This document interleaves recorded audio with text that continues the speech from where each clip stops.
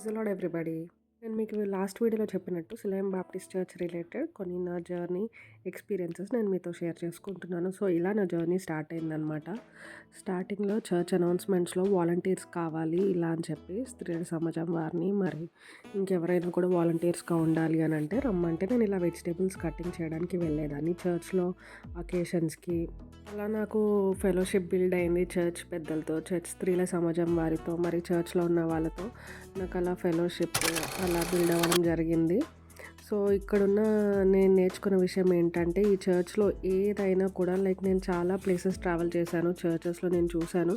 ఎక్కడ కూడా ఇక్కడ కుకింగ్ విషయంలో ఇంత మంచిగా అందరూ కలిసి ఉండి పనులు చేసుకొని కట్టింగ్ కుకింగ్ అందరు కూడా చర్చ్ పెద్దలు, మగవాళ్ళు, ఆడవాళ్ళు, స్త్రీల సమాజం వాళ్ళు, పెద్దలు, పిల్లలు అందరు కలిపి అలా వాళ్ళందరూ కలుపుకొని అరేంజ్మెంట్స్ చేసుకొని మళ్ళీ హ్యాపీగా వచ్చి చర్చ్లో మళ్ళీ పార్టిసిపేట్ చేసేవాళ్ళు.